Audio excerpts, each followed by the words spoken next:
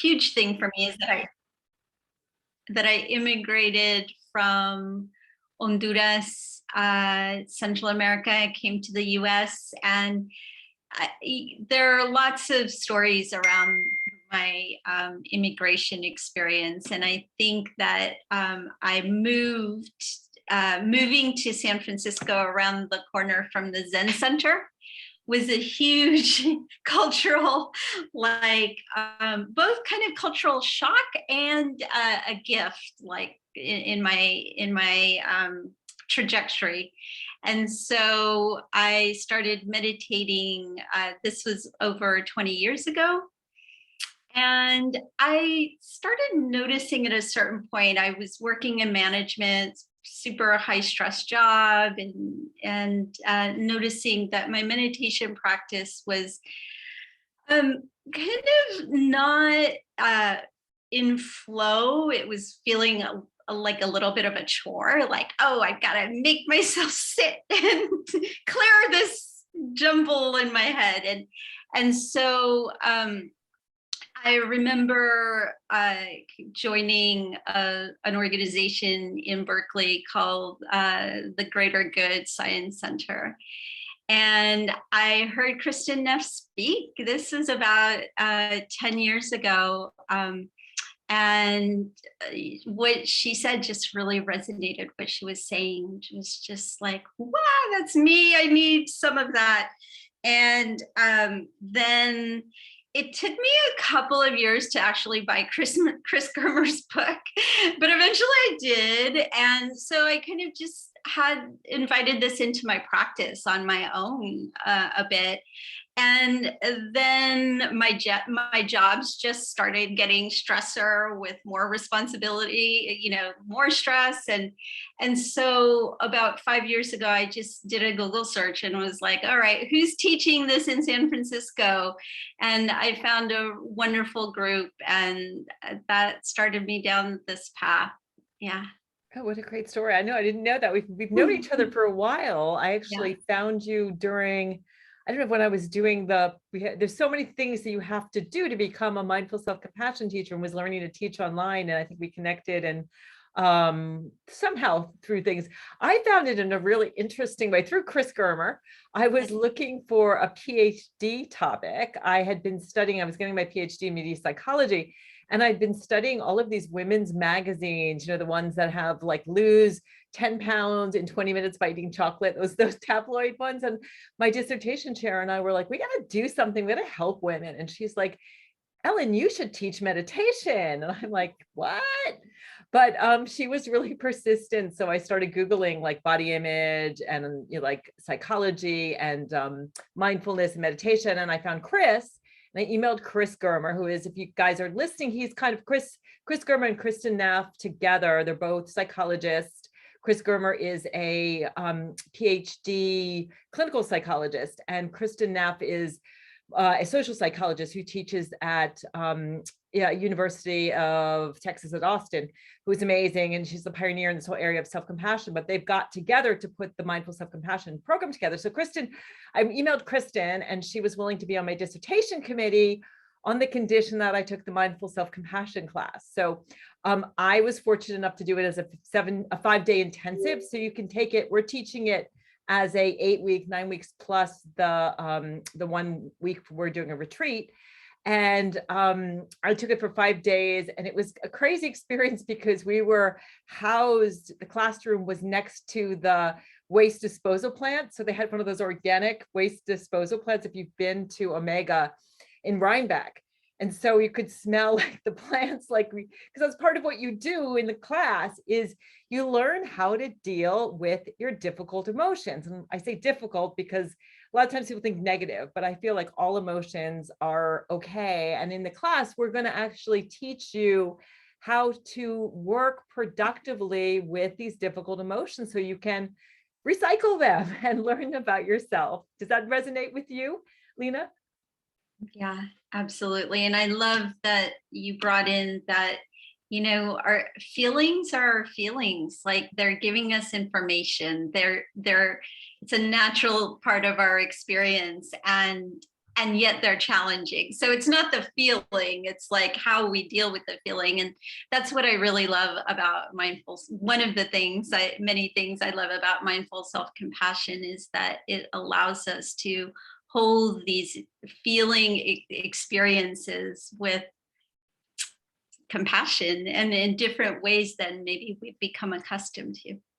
Yeah, it's just something I think we all need right now. I know that it's made my experience of the pandemic easier, my experience of going through divorce, my experience of going blind, health crisis, and the research really shows this isn't just some, woo-woo stuff. I mean, Kristen Neff's an amazing researcher. There are over 3,000 research articles that really show that self-compassion lowers depression, anxiety, and stress. And who doesn't need that these days? But it also elevates things like well-being, optimism, resilience, even happiness. Because I think when you learn how to hold these difficult emotions, in this sort of tender embrace instead of pushing them away, which I think is what we're taught to do, you bounce back and you learn to love yourself. Have you found that in your experience that you're able to sort of, help with difficult emotions? Because I know you've been through some things, as we all have, but also have more joy in your life. Yeah, I think for me, it definitely resonates, Ellen. And the major change in my life is also related to what you're saying. And that is that I have maybe not stopped, but I've slowed down the way that I push myself harshly with like criticism and kind of this harsh force that I would call it. And that's shifted. Like I find myself motivating myself with kindness and understanding, and I feel like it helps me flourish under these types of conditions, as opposed to the kind of top down, you better get it done or else way of talking to myself. So that's been huge in my life. Yeah. Yeah, that's wonderful. I think that I know we're taught so much to just suck it up, push forward. I know as an athlete, this idea of push through, but with self-compassion, as you were just saying, you learn to kind of calm down the critical voice, but listen to it. It's trying to help you. But what you're going to do in this course is you're going to learn how to cultivate this voice of self-compassion that says, I want you to do well because I love you and I want you to be happy and free of suffering. So the course, if you're curious and if you have questions, Jennifer says I can relate to that shift. So I'm looking at the if you have a question about the course, go ahead and put it in the comments box on Facebook. And I know, Jennifer, you've talked about wanting to do it. So if you're curious too about the course, we're going to be teaching it. It's going to be Saturdays starting February 26th. And it is going to run from 1 o'clock Eastern Standard Time to 3:30 on Saturdays. And Pacific time is going to be 10 to 12:30. So if you're interested, I'm going to put the link for the class in the comments box so you can get more information. You can sign up if you're interested. Feel free to DM me if you have questions about it, but I guarantee it will transform your life. Lena, would you like to talk a little bit about what self-compassion is and how we can learn it? Yeah, sure. So in MSC, that's Mindful Self-Compassion, we identify 3 components that are important to the course, and we dive deeper into them in the 9 weeks in our case. So the first component is kindness towards ourselves. So this is kind of what I was just referencing, where I wasn't alone. I think most folks find it easier to be kind to others than themselves. And the same way that I was experiencing the use of harshness and even cruelty sometimes to the one closest to me, which happens to be me. So this sense, this component of kindness towards ourselves is it's actively supporting ourselves when we're hurting, with care, with understanding, rather than the self-judgments and harshness that so often come up. So this is the first component of MSC. And secondly, we call the a second component common humanity. And often when we're struggling or experiencing moments of failure, we feel that there's like inherently even something wrong with us. Why do we mess up in this way? So this leads to shame, to isolation, the sense that we're really alone in this struggle and alone in our pain. So in MSC, we see our imperfections. We all have them. This is part of being human. As part of the larger collective experience, recognizing that we all suffer, we've all suffered, and it's part of our humanity in essence. And so this second component is common humanity. And the third component is, all right, we've identified that we want to bring in kindness towards ourselves, and that we're not alone in our suffering. And so how do we hold this in our awareness as we go about our lives? And this is where mindfulness comes in. So this is the third component. And for me, to be compassionate towards myself, I need to be aware that suffering is happening when it comes up, so that I can treat, like it opens up there's like an opening, an opportunity, so that I can treat myself compassionately. So practicing mindfulness allows us to be with our experience, including our pain, without suppressing or avoiding our feelings, but also not getting caught up in the stories. Sometimes when we experience pain, our brain can create a lot of stories about what's happening. So knowing that we're suffering without over identifying with the story about the suffering, and because there's knowing, then we can make the choice to treat ourselves with compassion and connect to our common humanity. So you can maybe, I hope I'm painting a picture of how the three components of kindness towards ourselves, common humanity, and mindfulness practice all connect together. Yeah, that was beautiful. And so if you just to summarize it, I mean, I love doing hand gestures. So if you just like hold your fists really tight, that's like the criticism that this is the way we treat ourselves, right? Like you hold your hands and it's like, then you open your hands up, and that's kind of the mindfulness piece of just being aware, like I'm suffering. Okay, I'm aware of this. And then putting your hands forward is this common humanity. We're all in this together, right? We're all on this planet. We're all breathing the same air. We're all going through this pandemic. And then bring your hands to your heart. That's the self-compassion piece, where we're, just even noticing, maybe this is the first time you've ever put your hands on your heart. This is a big piece of the mindful self-compassion class, is actually soothing touch. So if you're listening and you want to take something away from our chat today, just noticing what it feels like to touch yourself, maybe touching your cheek.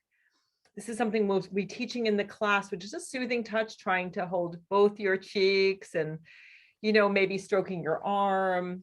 And as you're doing this, maybe giving yourself a little hug. I love to do this and shut my eyes and imagine that like someone that I can't see right now, like my parents or my kids, are hugging me.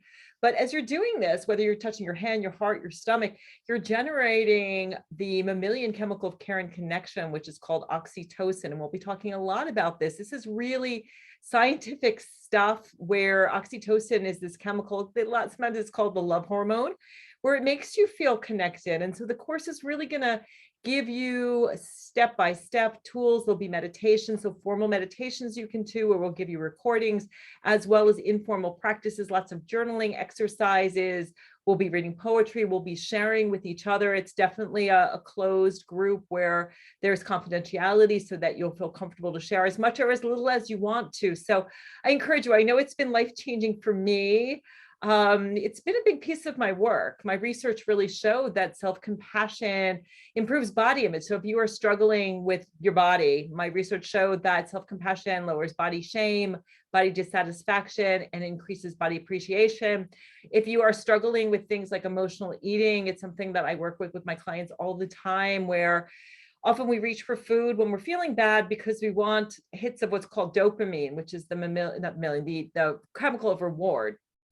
And so with self-compassion, what you're doing is it helps reduce the stress, because instead of, when you're stressed out, your body makes cortisol, which is the hormone of fight and flight. And what happens is you chill out the hormone of fight and flight, so you feel less stressed. You're kind to yourself, so you give yourself something to do, and then you don't go running to the food. And I can tell you, I've worked with probably hundreds of people at this point around emotional eating, and it really does help. So there's so many benefits. I guarantee it will be life-changing for you. So if you're interested, I'll put the information in the comments box. You can reach out to me. Lena, you other things you want to comment on before we move on with our day about self-compassion and what we're going to be teaching?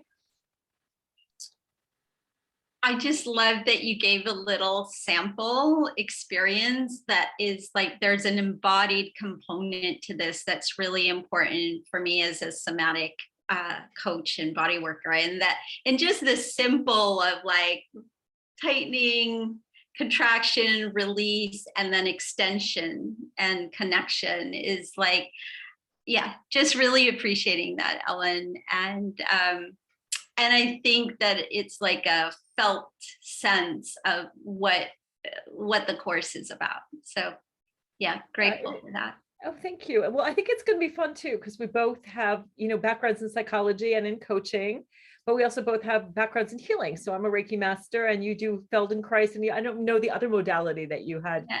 Henna somatics. And what is that? Yeah, Henna somatics is similar. Thomas Hanna was actually a student of Feldenkrais's, but then systematized his own thing. And so it's more, whereas Feldenkrais is flowy and experimental, Hanna is kind of more of a recipe and has a prescriptive nature to kind of work with pain in the body. Very cool. And if you're experiencing any kind of pain too, I would say that self-compassion really has been shown to help reduce it. Really, because when you're in pain, you're suffering, right? And when you can give yourself self-compassion, it really can help you deal with that. So whatever you are dealing with, whether it is relationship issues, whether it's physiological pain, whether it's just being stressed, anxiety, really, I know in my own life before self-compassion, I had clinical depression, and I think it's a combination of learning self-compassion and also meditating that really made a difference in my life. If you're looking to start a meditation practice too, this will get you off on the right foot. I think there are probably, I think there's probably about a dozen meditations associated with the program. Yeah, at least. Loving kindness. Yeah, they're lovely. Yeah, I think also something that I'm seeing clients experience right now is caregiver fatigue. And this is when I've worked with people using, even just some of the mindful self-compassion practices that are taking care of their parents or their children all the time, for mothers with their kids in school and homeschooling and everything that they've been experiencing with the pandemic. This has been huge in their lives. Yeah, this That's practice. A great point. It is. Yeah. It's so important, because with self-compassion, what you're doing is, self-care is great. And I'm always talking about self-care, but you learn how to notice your suffering when you're in the midst of it. So let's say, you're busy mom, busy grandmother, maybe taking care of kids and parents, sandwich generation. I know I work with a lot of midlife women. You learn in that moment when you're like, I'm about to explode, or I'm feeling like this. You learn techniques where I'm going to take a little break, or in the moment, just like, okay, this is a moment of suffering. You start to notice, okay, I'm suffering right now. What happens is, instead of exploding like Vesuvius, you give yourself a self-compassion break, which is one of the skills that we'll be working with in the course. It really helps in you noticing, like, right now I'm struggling because I'm caring for this person, and this is really hard. I know I've done hospice work. I'm a mom. I have aging parents. It can be, caregiving is tough. So I'm glad you raised that. If you are a caregiver, there's actually a whole weekend section on how to use self-compassion for caregiving, so you don't have caregiver fatigue. Yeah. All right. Yeah, Well, thank you all so much for watching. You want to have anything else to conclude yeah. before I'm going to share before we head out for me for my very snowy Vermont day, and you out in, it's going to be fun because you're out in the San Francisco Bay Area, and I am on the other side of the other coast in Vermont, where it is gray and snowy right now. Yeah, it's a nice variety, I think, that we bring to the experience. And I think the words that I always am left with when I teach or I'm in the experience of a meditation, of mindful self-compassion, is it doesn't matter how many times I do the course or teach the course or experience the course, there's always something new. There's just, it's so full and rich that I continue just being grateful for the experience. So I'm really excited to share it. Well, thank you. Yeah, it's an amazing curriculum. Yeah. It is really a privilege and it is life-changing. So I hope that if you are at all curious, please reach out. I'll put the information in the box. I should say too, we do have scholarships. So the course is $425, but if money is an issue for you, please reach out. Don't let that be a barrier to taking the class. All right. Thank you all so much for watching, and we'll talk with you soon. Thank you, Lena. Appreciate you. Thank you. Bye. Likewise. Bye.